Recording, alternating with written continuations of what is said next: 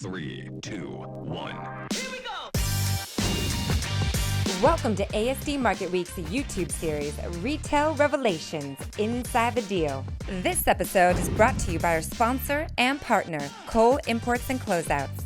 Make sure you check them out at their website at www.coleimports.com. Hello and welcome to Retail Revelations, Inside the Deal. My name is Stephanie Beringhele, and joining us today we have Angy Smith, Senior Vice President of Retail Operations. Angy, welcome to the show. Hi, super excited to be here. I have watched quite a few of these shows, so I'm really excited to just tell you all things Habitat LA Restores and Restore Nation. So super, super excited that we're doing this today. Well, I'm extra excited because one, I love slightly used, pre-loved, however you want to call it. That's my love and life. So I'm excited about that. But also you are my local affiliate. So you are my hometown representing my community. Home girl. I'm your home girl. So Andy, for those that don't know who you are, just give us a brief intro into you and how you found yourself at Habitat for Humanity. So I started my career when I was about 10, working for Home Depot. I've got 32 years of retail experience. So I started at Home Depot and wound up becoming a buyer for them and bought products on the West Coast. I opened new stores. I did product selections for 18 years with Home Depot, and then moved from Home Depot over to Lowe's and was involved in merchandising, store setup. Really love retail. I'm a retail geek. So I'm an avid shopper as a mom. I'm always looking at how things are displayed. I really love and admire some of Costco's one of those retailers. I can't wait to walk into Costco and see what they did.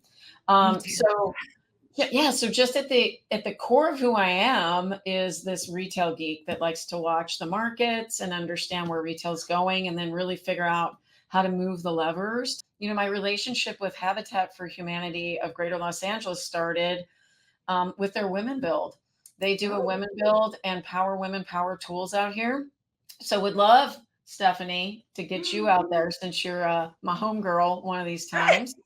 And so I truly was the liaison from Lowe's to Habitat LA in making sure the philanthropic efforts around the women's build as well as the Power Women Power Tools was always going annually. So was doing that for about 7 years. And then magically, Erin Rank, who's the president and CEO here at Habitat LA, just reached out to me and said, "Hey, I need to ask you a question." And she popped by the store and came in my office and she's like, "I need a new senior vice president of retail operations for our restores." So, you know, me I'm like, okay, well, what you want is you want someone that can do this and do this and do that.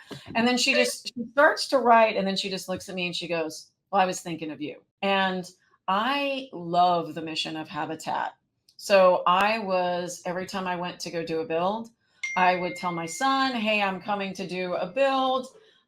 This is what I'm going to be doing. I'm going to be building a home for someone that doesn't have the opportunity to purchase a home through conventional means."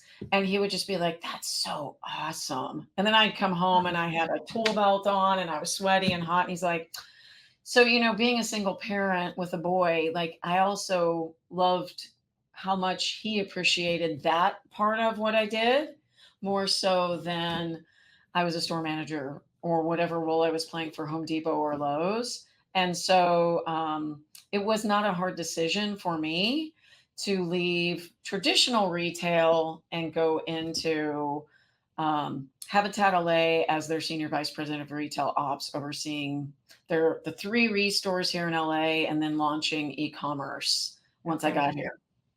So you're the cool mom. You're the cool mom with the tool belt. No wonder your son must have been like, "Yeah, that's my mom."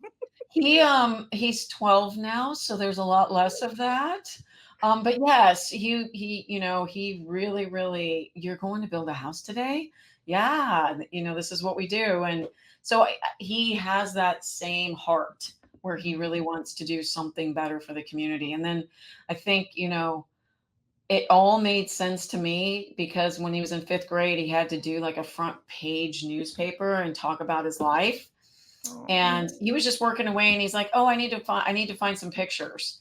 And so I was giving him the pictures, and then when he displayed the final product in his classroom and I went to back to school night, it said, "Who is your hero?" And he selected me as his hero. And he really oh, that's talked gotta make about, you feel so good. oh my God, yeah. I'm like, I'm gonna hold on to that forever because I'm not gonna be his hero for a few years while he's in his teen years.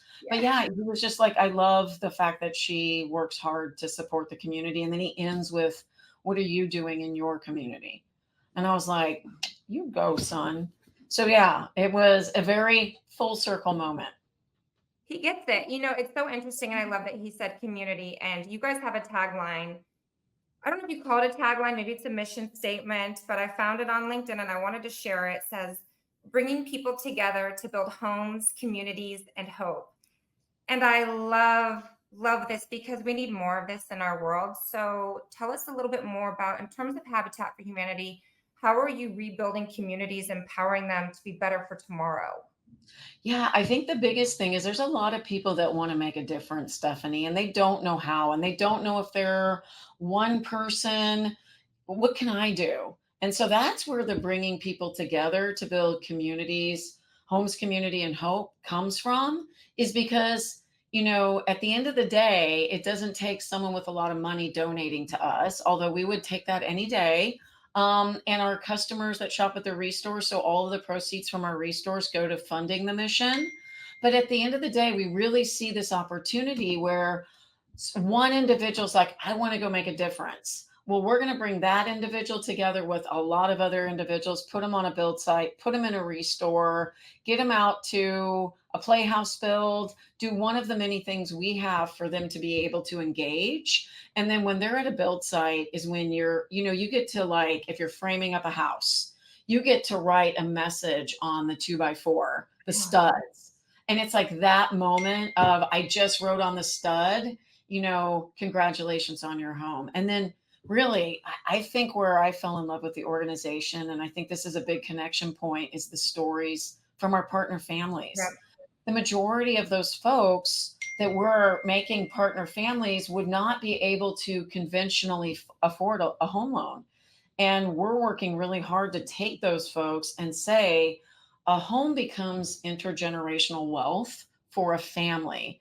And it takes a family of 4 or 6 and takes them out of an apartment or an unsustainable living situation and puts them in a home where they may have their own space to study and a backyard to play in. And those things are super, super critical. So if we can take people who come in, who either donate to our restores, shop our restores, or even just follow us on social media. We have a pretty big following on social media here. Um, they're getting connected to the message, and we may get them to volunteer or donate something that's a gently loved item, Mhm. or connect us with someone that's got new inventory that's unproductive. That's been a really big growth spot for us, is really reaching out to retailers that don't know what to do with unproductive inventory, and donating it to the restore is a great way to upcycle it, offer it to the local community at a discount, and be able to do something good to support a sustainable, economy in LA. So there's so many different connection points that's why that really is, like, if you walk outside my office right here, that is in giant letters, building homes, community, and hope on the outside of this wall. And it's the one that I feel like, without getting too much into the weeds, really is easy for everyone to understand what that means. It's so interesting because obviously, us living in Los Angeles, home prices are, I can't even comprehend how anyone can purchase a home today. And I have 2 kids, and it's always a concern. But you do know that when you have that space for you and your family that's safe and it's yours, that empowers people and it makes them feel so good. And that gives them just enough to say, okay, now I can do my job. I can do this, I can do that. So I have to give a huge round of applause for you and your organization, because LA is one story, but when you look across the US, there's tons of other stories as well. Oh, absolutely. And, one of the things that, a lot of people don't understand is we truly give, a hand up not a handout. So our partner families become a part of the process of working on their own home or working on another partner family's home. And, we go through buyer education with them. I mean, at the end of the day, they wind up with a home loan that's no more than a third of their income, which is in some points not even, where some of us, me or you may be at. Yeah. And so, but they would never be able to get a conventional loan and be able to afford a home and create that intergenerational wealth. And so, that's one thing we do. We also do, home repairs so that people that already have a home that is aging, we're helping them with new roofs and upgrading with energy efficient upgrades. It's great to work for a cause and not applause, is what I like to tell people, because it means so much more when I'm, invited to go to a home dedication and I hear the story and I see those kids. I went to one recently where the kids were able to, I love pets. My son and I would, if we won the lottery, we would open up like one of those gentle barn or gentle farms where we would just take all the three-legged animals and love them all day. And they were able to get puppies for Christmas, and those kids' eyes just lit up. And that was not something they would have been able to do living where they were coming from. So it fills my heart. It makes me happy, even in this tough economic environment, which has been really difficult to, we've adjusted to it. And I think that's a lot about what I wanted to talk about here as well, because I think that's really critical, to make those adjustments and not just sit back and wait for sales to come back online. Otherwise, you may not be around. But even in a very difficult market, my team in all three stores in our e-commerce still love what they do, still just get so much joy out of working for Habitat LA. It's just, that's the piece that any bad day at Habitat LA definitely outplays any day in my for-profit life that was even amazing. Well, in order to fulfill all this amazingness that you're doing for the communities, the store takes precedent and you have to do your due diligence to make sure that it's profitable so that those profits can then build these programs. So I wanted to dig in. You kind of went over it a little bit. You've got different elements of inventory that's coming into the stores. So you've got some that are donated. You've got some complementary items that you're looking to pick up that are new. So walk us along those lines of how do you prep that store so it's full of the right inventory and so that the consumers can come in and they can really fill up their baskets and spend money with you. That is, that's been kind of the fun piece, although sales have not been where they needed to be over the last, year, probably almost year and a half now. Really being able to analyze the data and see where people's lives were changing and how they spent. So we have 11 trucks that go out and pick up residential donations and commercial donations in the greater Los Angeles area. So you can go online and book to have us come out and pick up your gently used goods or new goods, or you can call our customer service reps and they'll do the same thing. So donate to habitat.com or org will take you there and you can book a donation. So just put a plug in for that. And then we also get a lot of commercials. So either it's a third-party logistics warehouse or it's a vendor that wants to sustainably donate unproductive inventory to us and be able to offer it at an affordable price to the local community, something they probably would not be able to purchase brand new. They can come into a restore and get it. So that's the majority of what you see in our restore. So what's great is, listen, I've worked for Home Depot and Lowe's, and as a buyer, we would change out products and get a new, but we would do it like systematically. Like we'd change the faucet line out one year and then we'd work on vanities the next. Every day is a treasure hunt in this store. And you can always find me in receiving, looking at what just came off a truck. So that's the cool aspect, but we do need to purchase items. And that's where the ASD show and working with vendors has really been kind of taken me back to my roots as a buyer, because, being able to find a great value that I can still turn around and sell where I'm still beating whatever retail price is, because our goods are sold at 30 to 70% off retail. And we're really adamant about making sure that's the target that we're hitting. but being able to still make money off that is where the ASD show is just like the sweet spot, and working with people like Cole and some of these people that we've met at the ASD show. I think our two newest vendors, three actually came out of our last visit to the ASD show. Ah, so So, good. and it really came from us walking around. I mean, I saw one of your discussions where you were kind of doing a behind the scenes and you were talking about those boom boxes that were painted up. Never would have ever thought that that person was there. And there was also the guy with the cornhole boards that had Oh, speakers yeah. on them. Like you wouldn't expect to see that there unless you put on some tennies and walk the whole Yeah. show, which we did. We did. But we went on the advanced closeout day and we're able to get some closeouts and then really connected up with a couple vendors that are here locally that have, as we've seen people having less money to spend on big pieces of furniture, which was our bread and butter really through COVID. We went, you know what? The math ain't mathin'. Yeah. So if I have X number of customers and I have a goal and the average ticket needs to be here and it has been, and it's dropped about $30, how do I get while they're in the store that additional? And so convenience related items. So Mhm. we've really focused on some of the vendors you guys highlight that have, bandages and deodorant and shampoos and it's so funny because I told you I'm a retail geek. So I needed to buy a new 100 pack of bandages. And I went to Target, and this was at the height of inflation. And I had not had to buy that in a million years because it's 100 pack of bandages. Yeah. It was like $10. And I was like, that seems excessive. And then, no lie, 2 weeks later, I was at the ASD show and found a vendor that would sell them to me for 69 cents. Oh, amazing. And so I can offer that to my customers for a couple dollars and I'm beating that 30 to 70%. And they're in the same, and they're in that same I am spending more on the things I need to feed my kids, so I need to save where I can.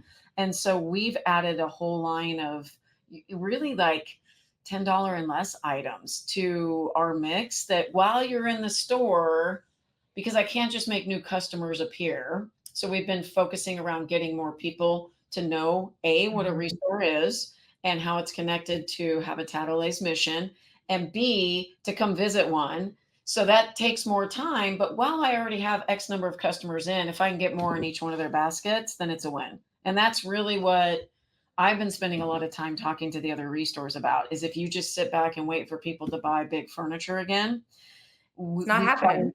well, we probably need another interest rate Yeah. reduction or two, and then that's gonna take some time to get into the community. But yeah, you're not gonna the math is never gonna math if you continue to look at it that way.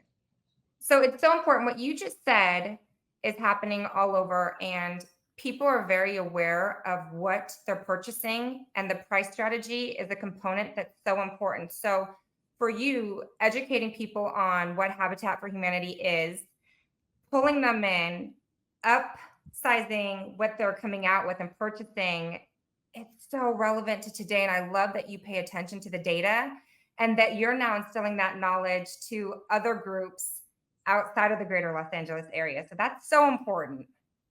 Yeah, they often call me the CNBC of the restore because on Yeah. any call I'm on, I'm giving them an update on, the Jim Cramer, which I'm not a Jim Cramer, but I'm the Jim Cramer is what they call me. I'm updating them on interest rates and when they're going to change and, what retailers are giving as guidance for their end of the year projections and all this other stuff. And I think that's, a lot of times in the restores, I see that people that are running the restores don't have traditional retail experience.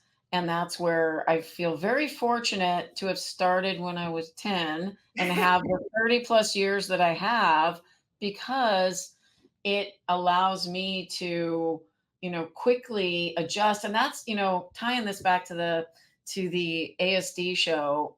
I feel like, you spend a lot of time, Stephanie, working on what's trending and what's new and now and wow. And because of social media and YouTube and the quick, you can get messages out so much quicker. I feel like you have to move quicker. So if you get an idea, don't wait and take it to committee and get, approval and go through all these iterations. If you don't jump on it, I'm one of those believers in try a lot of things and then something's going to stick and then that run with that. Don't Absolutely. change things that aren't broken, but if you need to, we're currently working very hard to get a lot more people in LA. There's 15 million people in LA, and I would say maybe 250,000 of them know what a restore is. And if a lot more of them knew, that would be great for me because the math would math a lot better. And so that's really where, I've been focusing my energy is how do we take the customers that we do have, make it convenient for them. I mean, Mhm. the other piece is the 99-cent stores went out of business here in LA. And so we carry some of those products that they were getting there. And rather than making them go to another retailer that might have a higher price point, they can get it out of the sheer convenience of coming here and feel good about that purchase because the proceeds from that purchase are going to support the mission of Habitat LA. Well, you make me reconsider going to my local Target, and I'm probably going to be going your way because you're right. All of a sudden, if it's something's $10 at one store, but then we can go someplace else for $2, that's a huge difference. So I love the model. And what's interesting is I stalked you and I saw a quote and I loved the quote. And this talks about your leadership and you having candid conversations with your team members and educating and saying this is what we need to do in order to be a successful, relevant storefront. But I'm gonna read it so that I don't botch it. Sure. Um, let's see. So it was a quote by John Maxwell. Leaders become great not because of their power, but because their ability to empower others.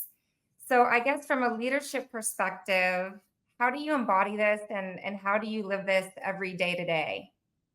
So I feel that, I'm just as human as everyone else on my team. I may have the title and everything I try to take all the responsibility for the things that don't go well and really empower my team to try things, make mistakes, be vulnerable. I'm vulnerable. I don't make not all the decisions I make are right. The majority of them are, or I probably wouldn't be where I'm at. But vulnerability is really critical in leadership. And so, not saying do this because I said it, but let me teach you why it's the right thing to do. And then I'm going to empower you to make the decision.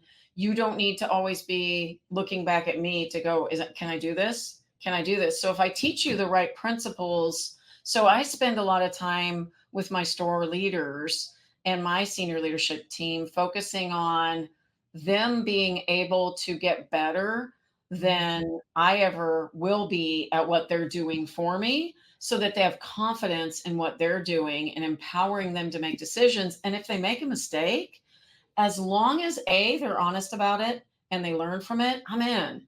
And so their reviews with me are always not about hitting top line sales, making profit. It's about exuding leadership behaviors that will create a team that works for them, that feels also empowered to make a difference, because people want to feel like they can make a difference in what they're doing, no matter what the job is.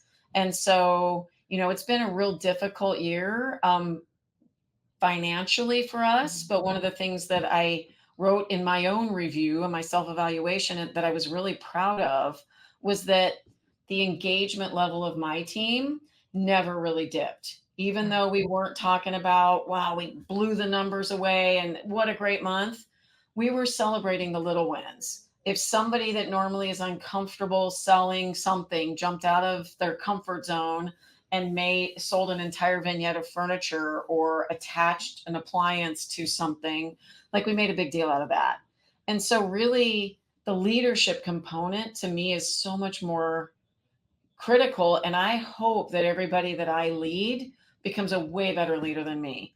Leadership is so important. I think that that's been another big topic. If you talk to any type of retailer or even our exhibitors, maintaining staff while also elevating them and encouraging them that you're already doing a good job.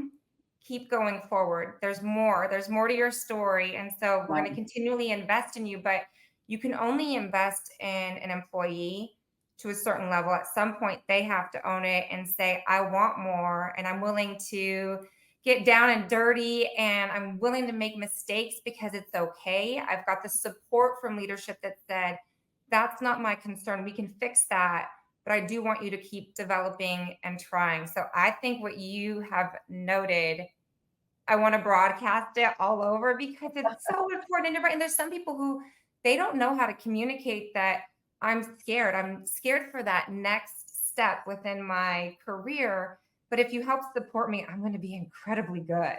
I'm going to tell you right now, I've surrounded myself with people that are way better at the job they're doing than I could ever be. And that is critical. And then I just remove obstacles, and I do not have all the ideas. I often am like, I want us all to just throw a bunch of ideas out there and then let's try some of them. And then when we find that one that works, let's really maximize it.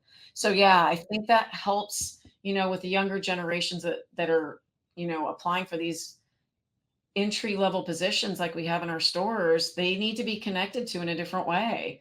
And they're looking for something way different than when I started when I was 10, what they were looking for. So yeah, it is different.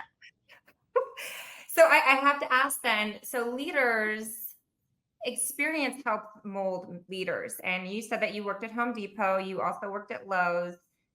How impactful do you think having careers at those two major corporations were that led you to be the leader that you are today? This is a tough one because I'm going to tell you, I've learned more about what not to do than I have what to do. So I truly would see, I did have really good leaders that I learned a lot from. But I also, in those companies, there was a lot of turnover and they were growing so quick. I think I started at Home Depot when there was 300 stores and there's over Oh, wow. 2,200 now. So just the constant revolving door of leadership. And so what I really looked at is I looked at it and said, how do I want to be led? And I want to emulate or see the techniques. And I would often ask to move to a different location if I saw a leader that was at a meeting or came to my store that I really was like, okay, that person's got some riz and I think I like where they're going. And so I would actually move locations and drive a little farther so I could spend time around someone with that leadership skill. I think you see that leaders have a tendency to really develop their own leadership style when they're being Yep. supported and put in the right role that they have the skill set for, and then being bolstered because it developed all my other skills. I was in there to be the change agent, but then man, my other leadership skills just started growing like weeds. And that was really, that was really where I said, I know exactly who I want to be as a Mhm. leader. That's your empowering moment. And companies, they should embrace all of that because if you have a bunch of leaders that own their abilities and are at that sweet spot, that really keeps a company going, which makes you the most perfect person.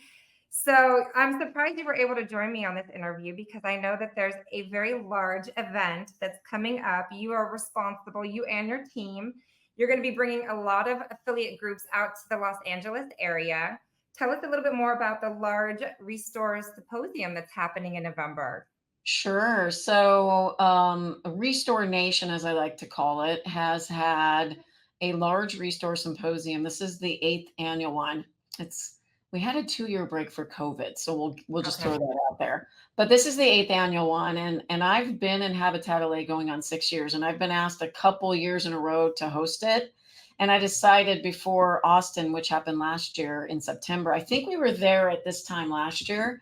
Yep. Um, I chose to go ahead and take it on in LA, not knowing the economy was going to fall off a cliff. We were going to be challenged with all these other things that added to the mix. But so we are hosting the large Restore Symposium in November in the city of Torrance, November 10th through the 13th. It is an opportunity for any restore that makes over $1 million and up, all the way up to, we have stores that we did $10.1 million last year. And I think there's a couple stores that I think it's all the way up to 13 million. And it started initially as an opportunity to get together, bring some services and vendors together to really collaborate and come up with ways. If you've already figured this out and crossed the Rubicon on it, why does someone else need to figure it out? That's right. So talk through the challenges, because Habitat is this federated model where you're in an affiliate. And if you don't reach out, you're just going, I guess I got to figure this out by myself. And that is not, as soon as I came in, I was like, who can I talk to that's in Southern California? Who wants to get on the phone with me? I need to understand this. And so we're hosting it in LA. You know, weather in November in LA. I think it was in the 60s when we selected the hotels. It was going to be perfect. And we have 25 vendors locked in that are doing services. I know ASD show is going to be there. Stephanie, you're going to be there. We're going to have vendors like Kohl's selling goods. Some of the ASD vendors will be there, as well as we're going to be teaching classes around retail trends and strategies to get around those. I'm on that one. I'll be the Jim Cramer on that one. And then doing breakouts. We have about 24 different breakout opportunities where folks can sign up to have small facilitated conversations. And then we'll be visiting our Torrance Restore and having a larger conversation around some of the things they see there, and doing actually some workshops in our Torrance Restore. I'll be going over my purchase product strategy there and just really showing people how we evolved over this last year to still keep vignettes going and big goods and make sure we're taking care of all of that. But then really, how did we get, that convenience factor and adding to the basket? So it's a great opportunity for all of the Restore Nation to come out. I think we're going to be all coming out and kind of telling each other, it's been a tough year. Give me a hug, man. So we're going to be commiserating a little bit and collaborating and having a great time. But so excited to host it in LA. It's an honor to be able to host it, and looking forward to it. It is, believe it or not, I feel like we're right on pace to where we need to be, but there's so much more that still needs to be done. Well, I have to say, so I was at the Austin one with my boss, Camille, and for all the ASD exhibitors that are out there, I highly encourage that you participate and you help sponsor in future years to come, because it was so intimate and fun. And we got to learn more about the ups and downs of the business model. We got to go to a store and we got to get that tour. William Stockton and his group, they did an amazing job, but it was so nice to see, okay, here's the pre-used goods and how they sprinkle it throughout the floor. And then here's some really good priced items that are new. And then here's the impulse buys that were by the cash registers.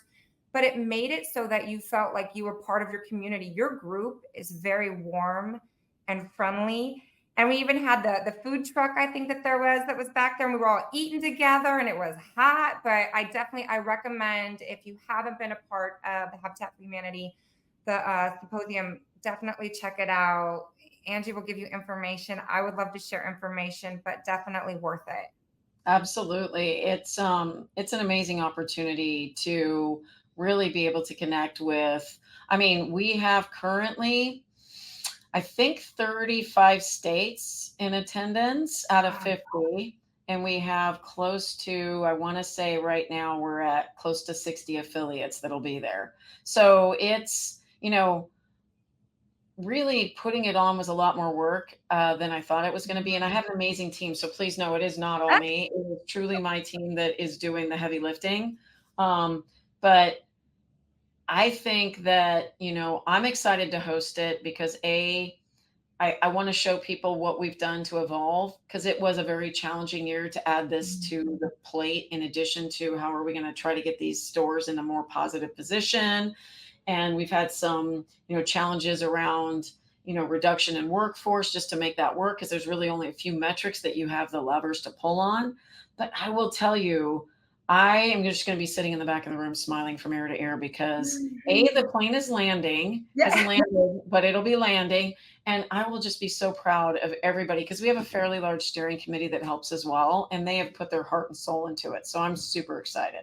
And it'll be I'm equally excited. I cannot wait to see you in the flesh and to be part of it. I'll have a tabletop and everything.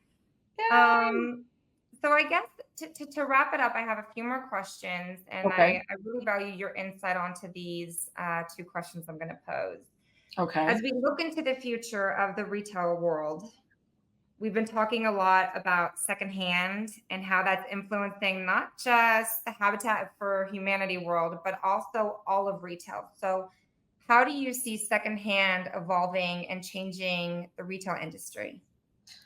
It's kind of interesting because there's a lot of reporting out there that traditional retailers are adding secondhand pieces of their business. So, the secondhand industry has grown and continues to grow exponentially, even in a down economy. And so there are quite a bit of metrics that truly say that that is going to be one of the biggest growth sections or sectors of the economy is that secondhand piece.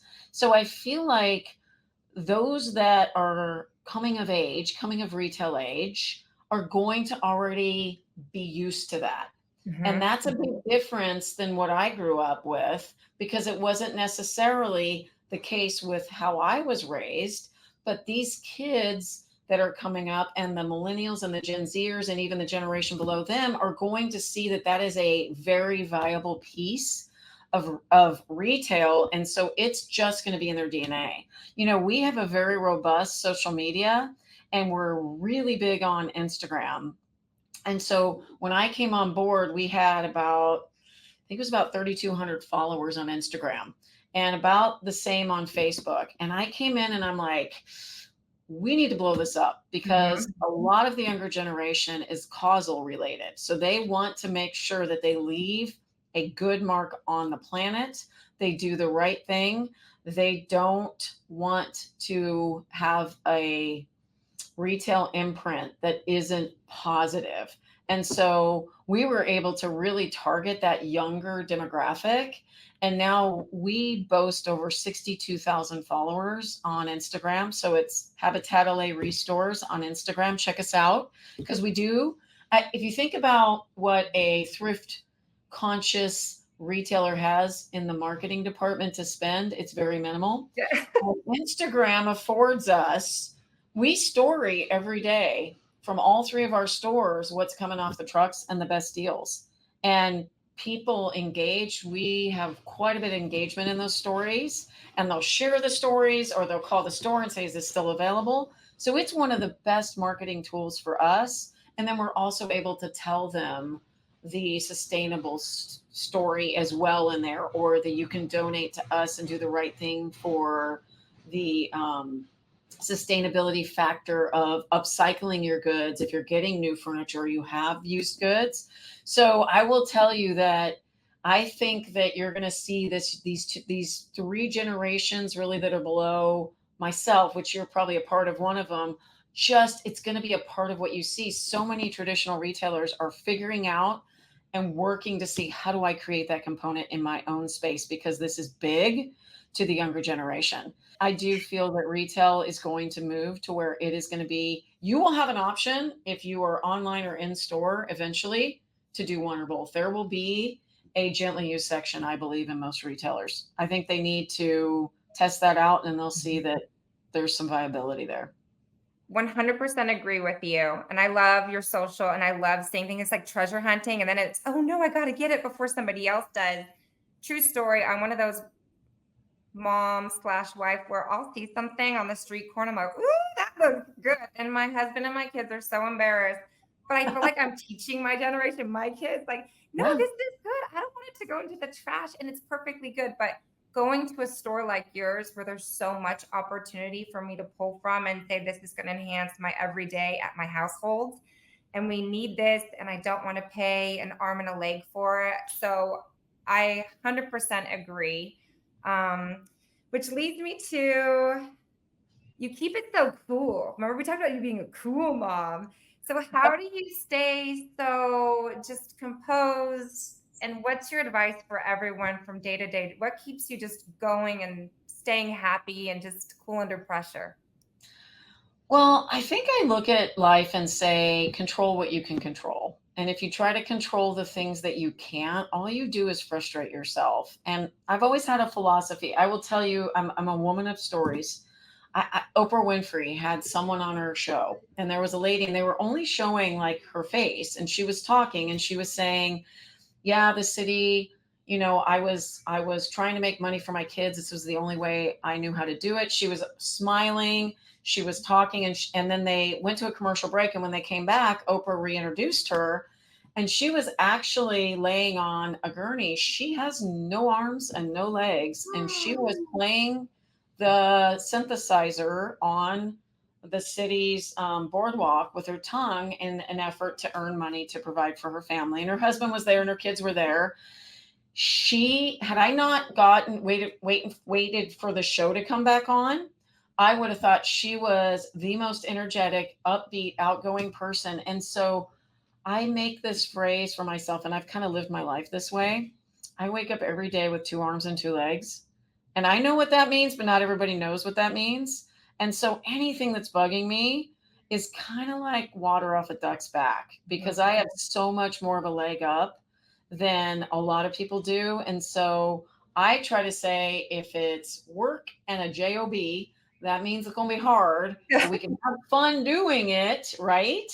And we can enjoy the process.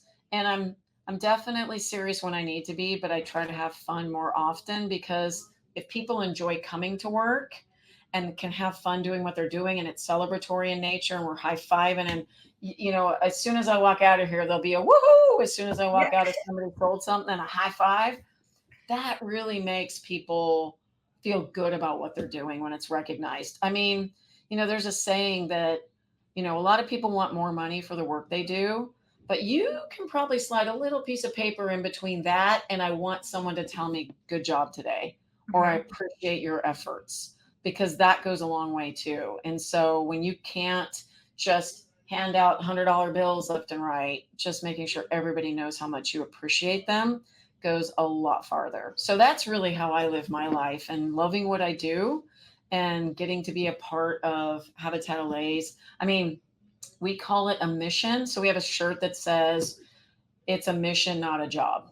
And so this is my mission. This is not my job. This is my mission, is to get up every day and try to, whatever store I'm in, make them laugh, smile, understand that if we didn't have a great sales day yesterday, or we haven't had one for the last year, I still love you. I know you're trying. It's not for lack of effort. And that's the thing that I think everybody needs to hold on to. Angy, well, it's been such a delight. Thank you so much for taking the time to chat with us today. And I can't wait, like I said, to see you in November. It has been my pleasure. Listen, I could talk about this for hours, and I think we actually did hit an hour, but looking forward to seeing you at Torrance, and reach out to me if you need anything, but loved doing this. Great opportunity. 3, 2. Thank you so much, Angy. This episode is brought to you by our sponsor and partner, Cole Imports and Closeouts. Cole Imports and Closeouts is your premier supplier for thousands of products since 1985. Their experience in the industry, combined with their extensive and fresh line of retail products at wholesale prices, allows them to be your one-stop shop for all merchandise needs. Make sure you check them out at their website at www.coleimports.com.